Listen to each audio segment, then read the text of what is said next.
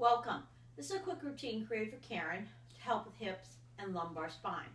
So Karen, what I'd like you to do is just start in a standing position. Just notice your hips, notice your legs, your back, your shoulders, and how you feel in standing mode. And then when you're done, I'd like you to stand up once again and notice if your hips feel a little bit freer, a little bit lighter, a little bit looser. So warm up your hips just by doing a little circular action, breathing. Notice their range of motion. Notice how they're feeling right now. And then do a little bit of a circle. Think about your tailbone, draw the circle on the floor. For this routine, you probably want to have a block, a pillow, or a ball available.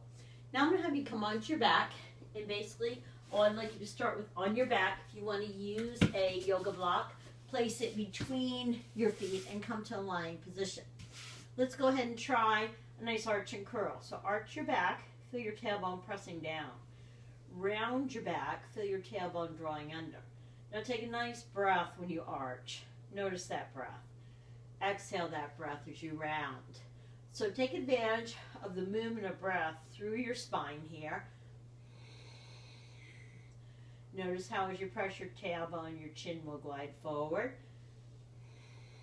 As you draw your tailbone under, your chin will glide up towards the ceiling.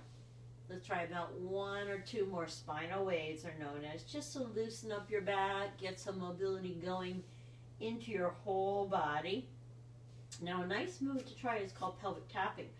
You press your feet, you can squeeze a block if you like, and then you tap your pelvis up and down. Do that fairly rapidly. You want to bring some vibration through your skeleton and release some tension in your muscles and fascial tissue. Keep your breathing. So just feel that sense of lightening up, loosening up, and giving you some stability. Now I'm going to have you take the block away for now and extend one leg long. The knee that's bent is the side you'll be working. So I have my right knee bent. I'm going to draw my right ribs towards my right hip. And I'm going to notice my side body muscles are actually working. In that action, you want to use your oblique abdominals. And you want to connect your hips and your shoulder on that side. Take 1 or 2 more times, sensing the movement of your waistline. Touch the side of that hip that the knee is bent and swing that knee away from you. Have a sense of your hip and your foot connecting. So my right hip and my right ankle are working together harmoniously, creating efficient movement, creating movement that my muscles will like and my body will happily receive. Now I'm going to have you take that knee out to the side and back 2 times and notice where the side muscles of that hip are. Roll your head a little bit to the side in the same direction.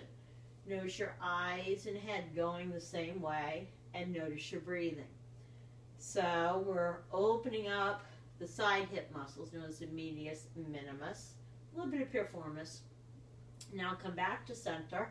Let your head go the other way as that knee continues to go to the right side and back if you're working your right leg first. Continue your breathing. Notice your eyes and head are going one way, the leg is going the complete opposite. Let's try that one more time. Nice and easy, taking advantage of all we can. Now have your knee go out to side and back on its own and sense how that feels for your body. Slide that leg long, take a moment to receive the new neural pathways you've created in the waist, in the hip, and in your back. Let's try the same sequence on the other side. Bend the opposite knee up, shrink that side. So think of your body as an accordion, and you're actually shortening the side of the knee that's bent. For me, that is now my left side, and I'm lengthening my right side. So if I have that image, the inclination of my muscles to work a little bit more actively in that fashion will happen. Touch the side of your left hip and push off your left foot. In that pressing off of the foot, you're going to get a sense of lengthening, opening the psoas muscle, the anterior hip muscle, but also making that connection that we spoke earlier between your left hip and your left ankle. So you can walk well, stand well, move well in general. Try that one more time. Now allow that left knee to move out to side and back 2 times, feeling where the side hip muscles are. Roll your head to left and back. a couple times. Same direction. Notice your head, knee are all going the same way. Now let's change that up a bit. Keep your knee going left, but let your eyes and head go right. Notice if you're breathing. Use your eyes as muscles here. Take advantage of that piece because they can help you in a major way. One more time. Coming back to center. Let that knee go out to side and back on its own. Sense the lightening up of that hip. Take that leg long. Feel that hip. Front hip, back hip, side hip, and your waistline. Take a moment to pause. Flex both your feet. Press one heel away for the lengthening in your lower back. Let that come back. Press the other heel away for the lengthening in your lumbar spine. So it's a good movement to do in the morning before you even get out of bed. Just to loosen up your back, just to give some movement to your legs where you hop up on them and start cruising into your day. So let's try it one more time. Each leg, lengthening away, feeling the lower back, and then the opposite leg. Let's bend the knees up. Hold your knees and row your legs. So if you use some motion from your arms here, you do not have to use your legs as much. That will hydrate those hip joints, hydrate those knee joints, and give your back a little bit of a break as well. Now let's go ahead and take the knees the opposing way. Once again, you're rowing the knees. Feeling that nice hydration through your hips, maybe even into your back. Let's roll. Roll to one side, pull the opposite knee in. Roll to the other side, pulling the knee in. So take it side to side now. Feel a nice sense of release through your hips, but also through your back and your neck.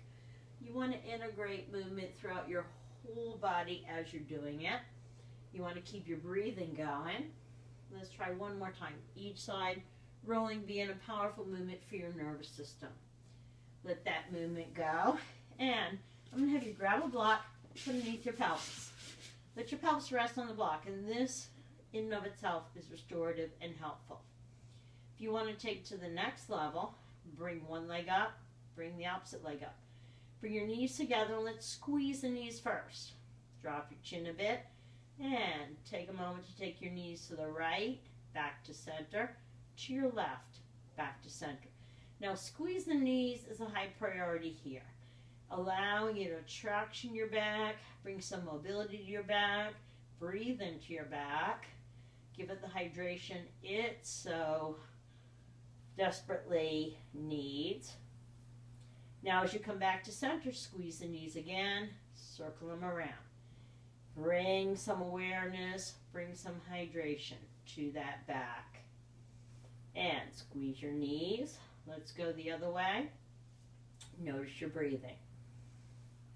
And since we have the block here, a nice restorative movement to do is to take your legs up, out of gravity. Stimulating parasympathetic tone, rest and digest. Good to do before dinner perhaps. Also, circulation. Our bodies are in gravity all the day, so we need to occasionally just get them out of gravity, let them experience the effects of being inverted in a safe way. Take a couple more breaths here. And then slowly bring one leg down, bring the opposite leg down. Take the block away, and we're going to close out with a nice spinal twist. So all I'd like you to do is bring your arms out to a T position. Bring your legs up, squeeze them. Bring your legs over to one side, let your head roll the opposing side. Keep your shoulders close as far as you can, add some breathing. Let your mind settle and rest with your breathing.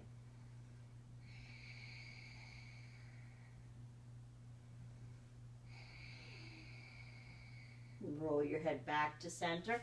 Squeeze both the knees, and let's let the knees find the way over to the opposite side. We do a nice spinal twist here. Roll your head the other direction, and let's breathe.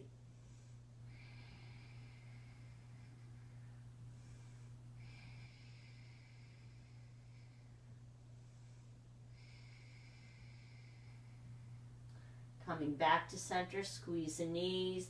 Let your legs go long. Let your whole body receive the benefits of your little practice. And when you're ready, bring yourself back to that standing position. And when you come up to standing, you can then evaluate your progression. How do your hips feel now? Taking them side to side, low range of motion, circling them perhaps, circling the other way. There you go. Thank you very much.